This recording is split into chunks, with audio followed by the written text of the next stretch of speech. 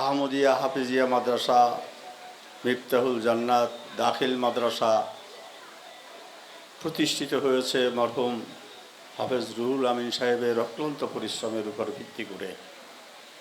তিনি আমার ঘনিষ্ঠ একজন লোক ছিলেন, অত্যন্ত ভালো সম্পর্ক ছিল। আলহামদুলিল্লাহ তিনি ভালো হায়াত পেয়েছেন।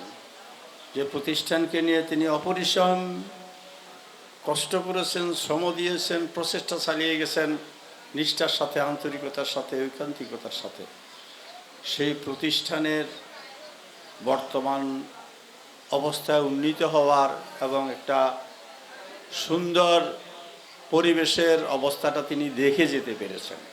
এই হায়াত তিনি পেয়েছেন, তার সন্তানেরা নিশ্চয়ই সন্তুষ্ট হবেন তার পিতার এই দীর্ঘ হায়াত পেয়ে। আমরা তো আমাদের পিতাদের এত হায়াত পাই নাই, আফসোস হয় ভালো খেদমত করতে পারে নাই। আমার জানা মতো তারা খেদমত করেছে পিতার। আলহামদুলিল্লাহ আমরা এই প্রতিষ্ঠানকে নিয়ে গর্বিত। আজকেও সম্ভবত 32 জনকে পাগড়ি প্রদান করা হবে। এক বছরে 32 জন হাফেজ এই প্রতিষ্ঠান থেকে হেফজ সম্পন্ন করে বের হচ্ছে।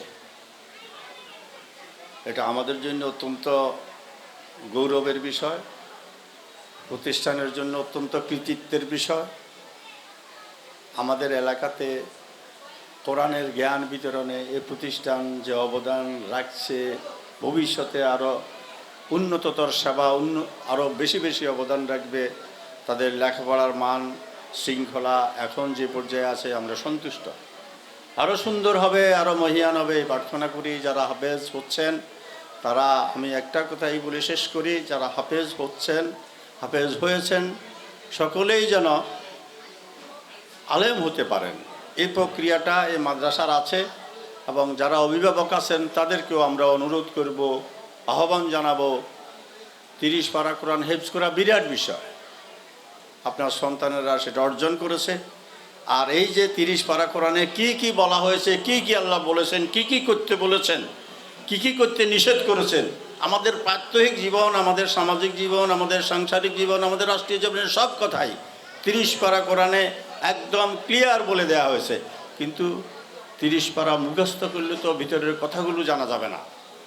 আল্লাহর সে কথাগুলো যারা এই হরফে হরফে বলা হয়েছে, ব্যক্ত করা হয়েছে আমাদের অনুসরণের জন্য, হেদায়েতের জন্য, সেই কথাগুলোর মর্ম অনুধাবনের জন্য আমাদের হাফেজকে অবশ্যই আলেম হইতে হবে। সেই কাজটা অভিভাবকরা করবেন। আমরা যারা আছি আপনাদের পাশে থাকব, আমাদের সামর্থ্য সীমিত, তবুও যখন যা প্রয়োজন আমরা এই প্রতিষ্ঠানের জন্য সহযোগিতার চেষ্টা করব। আল্লাহ হাফেজ। আসসালামু আলাইকুম।